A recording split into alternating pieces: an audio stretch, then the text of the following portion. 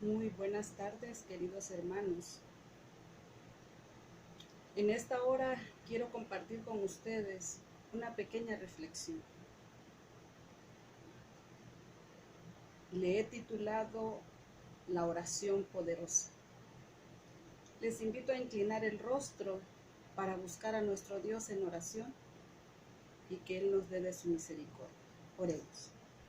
Nuestro Dios y nuestro Padre, que moras en las alturas de los cielos, en esta hora, Señor, te damos gracias por la vida que nos das. Gracias por tu misericordia, Señor, que aún nos mantienes con vida hasta estos momentos, Señor. Pido por mis hermanos, pido por mi familia, Señor, que tú, Señor, en estos momentos, en esta reflexión, Señor, podamos entender y comprender cuán importante es nuestra comunión contigo, Padre. Que esta tarde, Señor, tú nos eleves con tu Espíritu, Señor, y que podamos reflejar siempre tu amor divino. Todo lo suplicamos y lo rogamos en los altos y sagrados méritos de tu amado Hijo Cristo Jesús, a quien sea la honra y la gloria por los siglos de los siglos. Amén. Vamos a buscar primeramente en Santiago 5, 15 y 16. La oración de fe salvará al enfermo, y el Señor lo levantará. Y si hubiere cometido pecado, le serán perdonados. Confesaos vuestras ofensas unos a otros y orad unos por otros, para que seáis sanados. La oración eficaz del justo puede mucho. Vamos a hablar de Pablo, que era un predicador, pero también era un hombre de oración.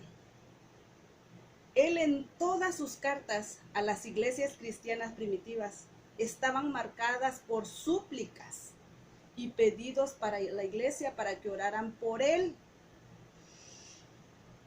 Pero Pablo entendía que se presentaba una gran lucha espiritual. Cada vez que él tenía que exponer la palabra, ya sea en los templos, ya sea en donde él se paraba a predicar, era una gran lucha para exponer esa palabra de Dios. ¿Por qué? Porque él tenía el privilegio de exponer esa palabra, así como Pablo y los predicadores de hoy en día, que tienen esa lucha espiritual y también ese privilegio de exponer su palabra. Pasamos una gran lucha, ¿por qué? Porque al enemigo no le gusta. Y nos dice que si nosotros nos abrieran los ojos de la fe, veríamos la lucha espiritual que se encuentra en esos momentos. Pero en los pedidos de oración de Pablo podemos observar por lo menos 5 razones específicas por las cuales él solicitaba oración. Esos pedidos no eran simplemente por su bienestar o para que su popularidad creciera. No, claro que no. Pablo pensaba en las personas que todavía no conocían el amor de Cristo. Pedía la intercesión de los miembros para que el enemigo no le impidiera realizar esta obra tan importante que hasta ahorita todos también tenemos. Sus pedidos eran: 1, para que los creyentes aceptaran su predicación. 2, por liberación de los perseguidores. 3, por liberación de prisiones y circunstancias difíciles.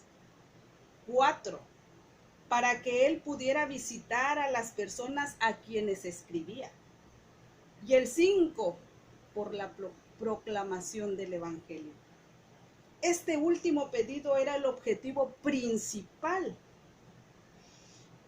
pero los anteriores podían de cierta manera o de cierta forma impedir que alcanzara el propósito de la proclamación del Evangelio. De modo semejante, ahora nosotros a Pablo, cada vez que una persona tiene la oportunidad de hablar del amor de Dios, como les decía hace rato, el enemigo y sus ángeles del mal se colocan en sus puestos para impedir de algún modo que el mensaje toque el corazón de aquellos oyentes. A veces trata de obstaculizar al mensajero para que su mensaje no sea proclamado. Otras veces busca entorpecer a los oyentes para que estén distraídos o para que no se sientan impresionados de la palabra del Señor, de cuán poderoso es el Dios que tenemos. Oh, mis hermanos, si pudiéramos ver con los ojos de la fe la lucha espiritual que se desata dentro de la iglesia o dentro de aquel lugar cuando se expone la palabra del Señor, cuando el predicador está compartiendo la palabra del Señor. Si nosotros viéramos cómo esos ángeles malignos nos quieren destruir para no conocer, para no mirar a ese Dios verdadero. Con seguridad creeríamos más en el poder de la oración, esa oración intercesora, y desearíamos hacer uso de esta arma espiritual que es tan poderosa. Y lo haríamos con mucho más fervor, con mucho más ahínco. Les voy a leer un párrafo de Exaltad a Jesús, página 297, que nos dice: debemos ir a toda reunión religiosa, dominados por una vívida comprensión espiritual de que Dios y sus ángeles están allí, cooperando con todos los adoradores. Así como el mal quiere atraparnos, así el Señor manda a sus ángeles para liberarnos de las garras del mal. Al entrar en el lugar del culto, pidamos a Dios que quite todo mal de nuestro corazón. Traigamos a su casa solamente lo que Él puede bendecir. Arrodillémonos delante de Dios en su templo y consagrémosle lo suyo, lo que compró con la sangre de Cristo. Imagínense, hermanos, hemos sido comprados por precio con esa sangre preciosa que su Hijo derramó en la cruz del Calvario por cada uno de nosotros. Y nos dice, oremos por el predicador o el que dirige esa reunión o el que está hablando en ese momento exponiendo la palabra del Señor. Aquí me voy a salir tantito porque cuando estudiaba esto y al leerlo recordé mi infancia. Quizás muchos no conocieron a mi madre, o los que sí la conocieron. Mi madre fue una mujer misionera, una mujer de oración, una mujer de fe. Cuando yo tenía como 10 años, ella siempre salía a predicar, así como los testigos de Jehová ahora en día que van de casa en casa. Así lo hacía mi madre. Por toda la calle Venecia, yo recuerdo bien, no había nada de pavimento. Y las personas hasta sacaban a sus perros cuando mi mamá hablaba.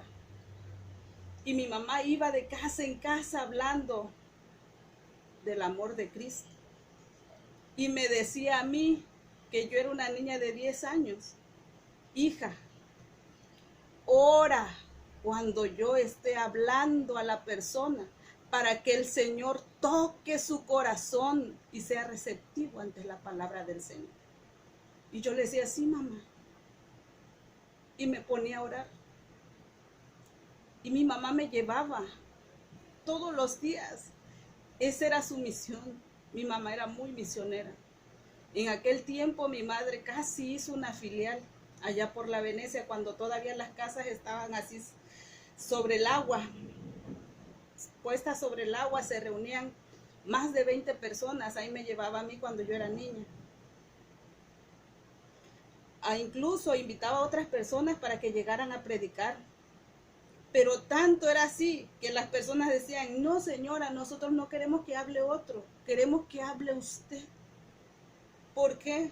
Porque era el Espíritu de Dios que conmovía aquellas almas. Mi madre predicaba tanto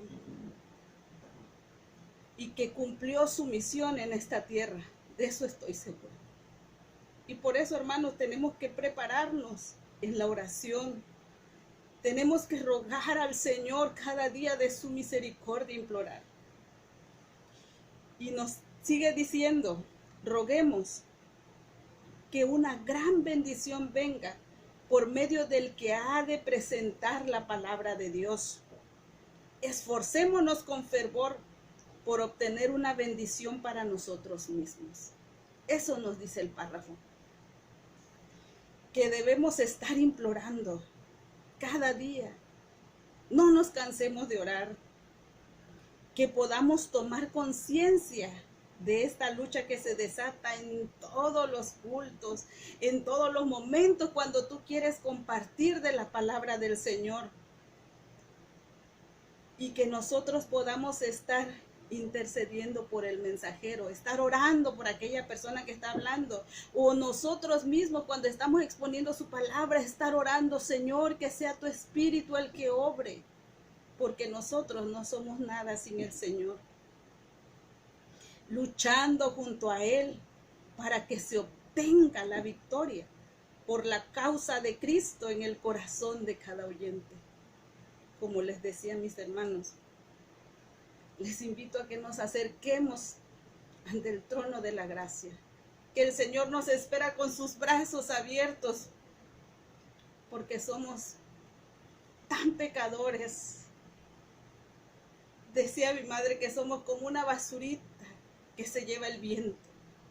Y por eso siempre tenemos que depender de nuestro Dios, de implorar cada día su misericordia, de orar los unos por los otros.